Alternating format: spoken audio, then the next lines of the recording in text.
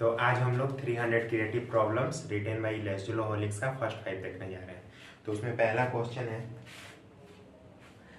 एक क्वेश्चन पढ़ दे रहे हैं। एक train is moving at a speed v towards a railman next to the train. The train whistles for time t। How does long the railman hears the whistle. बोल रहा है एक train है जो v स्पीड से चल रहा है और यहाँ पे एक आदमी खड़ा है।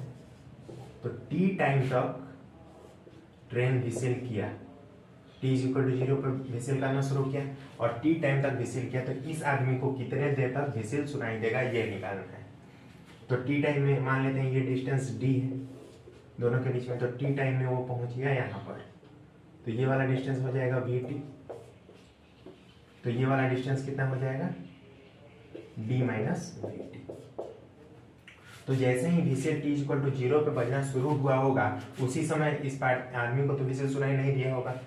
ये भी आवाज जाते जाते जाते जाते कुछ समय के बाद इसको सुनाई देना शुरू हो गया होगा। तो कितने देर के बाद उसको सुनाई देगा, मान लेते हैं t1 टाइम, जो कि किसके बराबर होगा d बाई सी।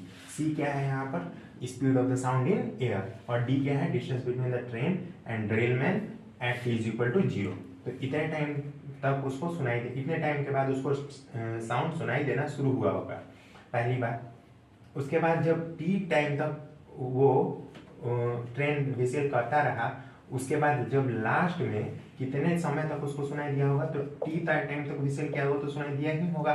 और लास्ट साउंड का वेव जो यहाँ से निकला होगा वो जब तक यहाँ पे पहुंचेगा तब तक उसको सुनाई देते रहा होगा।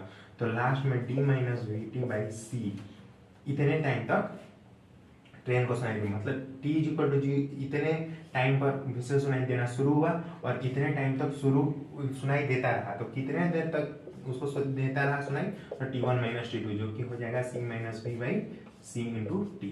फर्स्ट क्वेश्चन का आंसर हो गया। अब देखते हैं second question.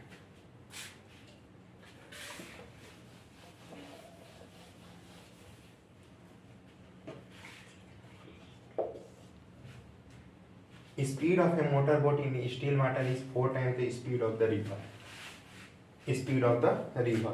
Normally, the motorboat takes 1 minute to cross the river to the port straight across on the other bank. One time, due to the motorboat problem, it was not able to run at the full power and it took 4 minutes to cross the river along the same path. By what factor was the speed of the boat in still water reduces? बोल रहा है कि एक नदी है जिसका width मान लेते हैं d है। v1 स्पीड से एक बोट चलता है और रिवर का स्पीड है c। तो रिवर के रिस्पेक्ट में बोट का स्पीड कितना हो जाएगा, v1 रिवर।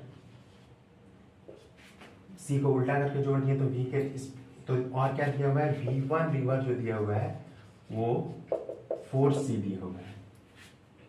किसी खराबी की वजह से स्पीड का वेलोसिटी v2 रह गया। तो उस केस में रिवर के रिस्पेक्ट में उसका वेलोसिटी कितना हो जाएगा, तो v2 रिवर। हमें निकालना क्या है, v2 river upon v1 river, ठीक है। तो v2 river upon v1 river कितना हो जाएगा, तो ये हो जाएगा under root v2 square plus c square upon 4c। अब हमें v2 चाहिए c के रिस्पेक्ट में। तो यहाँ से एक इक्वेशन हमारा क्या बोल रहा है, पहले d बाई v1 कितना टाइम लगा, t1 टाइम लगा, और 4t1 टाइम लगा d बाई v2 चलने में। तो यहाँ से और ये क्या दिया हुआ है हमारा, under root v1 square plus c square is equal to 4c। तो v1 आ गया हमारा root 15c, root 15c v1 आ गया। तो t1 कितना आ गया, d बटा रूट 15c। तो 4d बटा root 15c is equal to d upon v2। तो यहाँ से v2 हमारा कितना आ गया, v2 हमारा आ गया रूट 15c बाई 4। तो यहाँ से 15c square by 16 plus c square का रूट अपॉन 4c आ गया, जो कि रूट 31 बाई 4 आ गया। तो दूसरा का क्वेश्चन का सॉल्यूशन ये रहा। इसमें कुछ नहीं करना था, t1 टाइम उस समय का दिया है जब बोट अपने फुल स्पीड पे चल रहा था, और t2 मतलब 4t1 उस समय का टाइम है जब बोट का स्पीड कम हो गया था। तो ये 4 टाइम्स कम हुआ था, तो 4 टाइम्स हो गया इसका स्पीड। और इस रिलेशन से सारे रिलेशन को सॉल्व करते हुए हमने इन दोनों का रेशियो निकाल दिया। तो ये हो गया क्वेश्चन नंबर 2। क्वेश्चन नंबर 3 देखते हैं।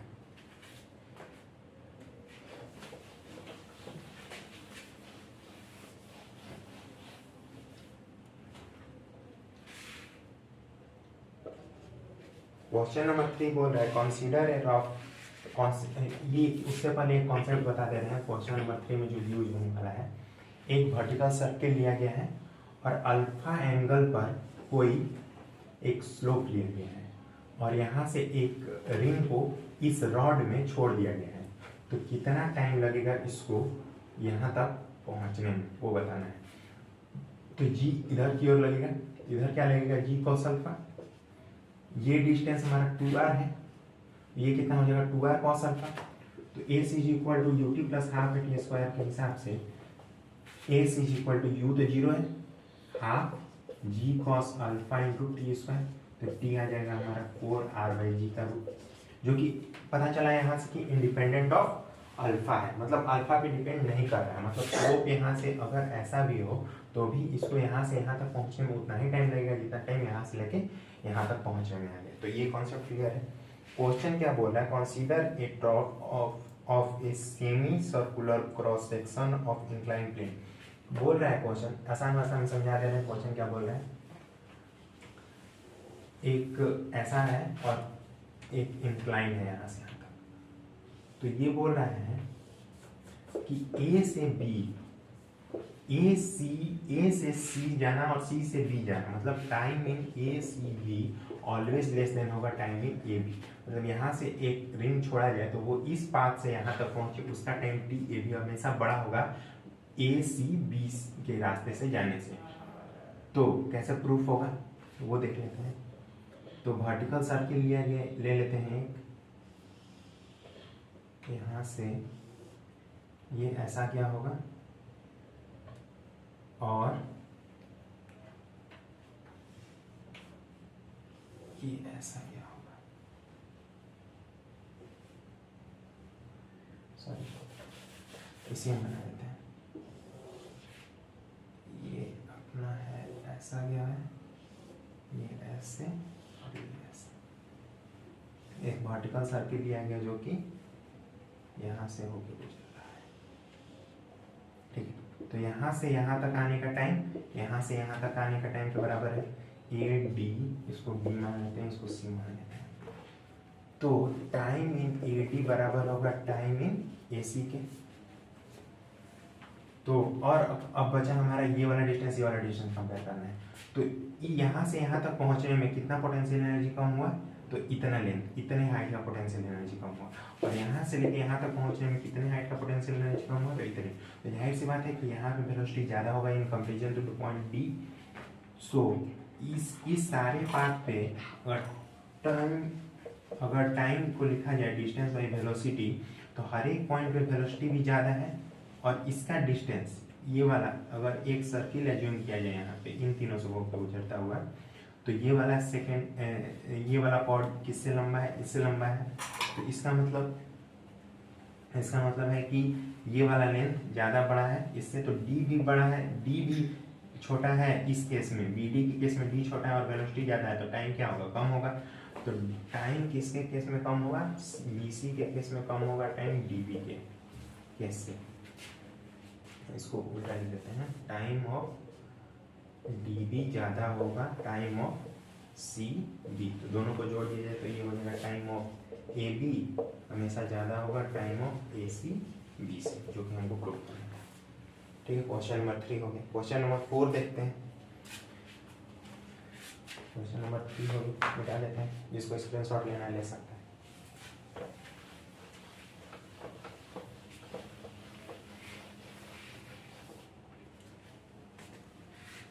क्वेश्चन नंबर 4 बोल रहा है एक्सेलरेशन ऑफ द ऑब्जेक्ट लिख ही दे रहे हैं, जो बोल रहे हैं ए नॉट दिया हुआ है 2 metre per second square, t naught 0 second per, A1 दिया है 3 metre per second square, T1 is equal to 1 second पर, और T is equal to 0 second per velocity V naught दिया है 1 मीटर पर सेकेंड, और हमें T is equal to 10 second per speed बताना है क्या होगा, और Vt ग्राफ बनाना है, और हमें 0 से 1 सेकेंड में वी डी टी निकालना है और 9 से 10 सेकंड में वी डी टी निकालना है। 3 सवाल दिए हुए हैं और ये इंफॉर्मेशन दिया हुआ है। दिए गए इंफॉर्मेशन के हिसाब से अगर ग्राफ ड्रॉ किया जाए तो वो ग्राफ कुछ ऐसा आएगा। और क्या बोला, सॉल्यूशन वेरीज लीनियरली, तो लीनियर ग्राफ कुछ ऐसा होगा। 0 सेकंड पे ये कहाँ पर है हमारा 2 पर है, 1 सेकंड पर कहाँ पे है हमारा 3 पर है, और 10 सेकंड पर हमारा कहाँ पे है, 10 सेकंड पे हमको निकालना है वेलोसिटी। 0 सेकंड में वेलोसिटी 1 दे रखा है, ठीक है। तो किसी भी टी टाइम पर इसका सॉल्यूशन ए होगा। ए कितना हो जाएगा हमारा, इतना प्लस इतना, इतना मतलब 2 और ये है टी, तो ये कितना हो गया 45 डिग्री, ये 1 है ये 1, तो ये 45, ये 45, तो ये वाला लेंथ बराबर होगा। तो ये टी है तो ये भी टी होगा, ये टी है और ये 2 है तो 2 प्लस टी हो जाएगा, एक के बराबर, तो वी हो जाएगा 2t plus T square by 2 plus C. और T is equal to 0 second में वेलोसिटी 1 दे रखा है, तो सी का वैल्यू 1 आ गया। वेलोसिटी तो हमारा निकल गया पहला टारगेट, तो टी इक्वल टू 10 सेकंड में वेलोसिटी का वैल्यू कितना आ जा रहा है 20 प्लस 50 प्लस 1 यानी 71 मीटर पर सेकंड। अब इसको ग्राफ में प्लॉट करना है, तो वेलोसिटी हमारा कितना दे रखा है 1/2, अगर कॉमन लें तो T square plus 4t plus 1 जो कि 1/2 टी प्लस 2 का होल स्क्वायर माइनस 4 माइनस 2 मतलब -1, यही आ रहा है। इसको सॉल्व करके देख लेते हैं। टी स्क्वायर बाई 2, 4 2 1 और 42 टी से टी इज इक्वल टू -2 पे टी इज इक्वल टू -2 पे कितना वैल्यू आ रहा है -1 और 0 पे कितना वैल्यू आ रहा है 4 2 1, मतलब इसका स्लोप कुछ ऐसा होगा वी टी का ग्राफ, वी और टी का वी टी का ग्राफ बन गया। अब हमको क्या कैलकुलेट करना है, ये कैलकुलेट करना है 0 से 1, इसका इंटीग्रेशन करेंगे। किसका इंटीग्रेशन, इसका तो क्या आएगा T square plus T cube by 6 plus T 0 से 1, ये कैलकुलेट होकर कितना आ जाएगा हमारा, कैलकुलेट कर लीजिएगा आसान है। इसको पहले रखेंगे, इसको रखेंगे, घटा देंगे, उसके बाद T square plus T cube by 6 plus T कहाँ से लेके कहाँ तक 9 से लेके 10 तक, ये भी कैलकुलेट हो जाए। तो ये हो गया क्वेश्चन नंबर 4, सॉरी ये क्वेश्चन नंबर 4 हो गया। क्वेश्चन नंबर 5 देखते हैं। Question number 5, an object moves on a circular path certain distance पर हम क्या देखें, इसको स्क्रीनशॉट लेना ले सकते हैं।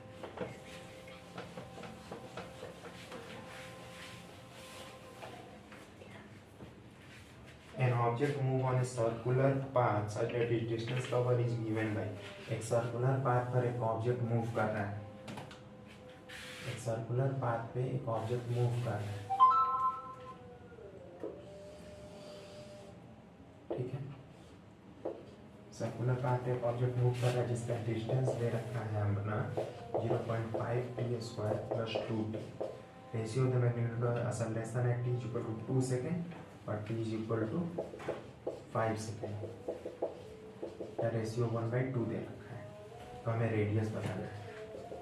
तो जाहिर सी बात है S is equal to U T plus half है टी स्क्वायर से इसको कंपेयर करेंगे, तो u naught t v naught t plus half e t t square, यहाँ पे यू नॉट वेलोसिटी है टी इक्वल टू 0 है और ए टी इसका टेंजेंशियल एक्सेलरेशन है।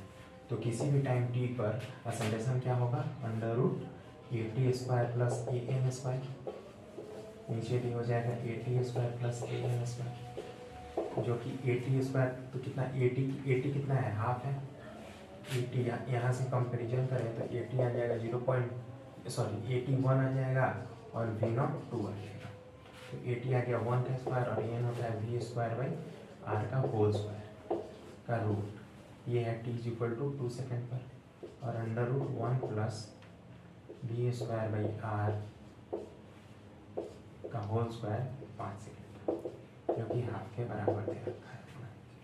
तो यहाँ से 1/4 कर दें, इधर आ जाएगा 1 प्लस, यहाँ पे R निकालना है हम लोग को और V एट टी 2 सेकेंड पे कितना होगा V naught, V at v t कितना हो जाएगा V naught plus AT into t, तो V 2 सेकेंड पे कितना हो जाएगा 2 प्लस टी और V 5 सेकेंड पे कितना हो जाएगा 2 प्लस टी मतलब 2, तो ये कितना हो जाएगा 4 और 4 सेकेंड पे कितना हो जाएगा 2 प्लस 4 और 2 प्लस 5, कितना हो जाएगा 7, तो यहाँ से आ जाएगा 1 प्लस 16/r का whole square upon 1 plus 49/r का होल स्क्वायर। यहाँ से r कैलकुलेट हो जाएगा सिंपली। तो ये हो गया क्वेश्चन नंबर 5। क्वेश्चन नंबर 5 हो गया। तो ये था 5 क्वेश्चन का सॉल्यूशन। Thank you.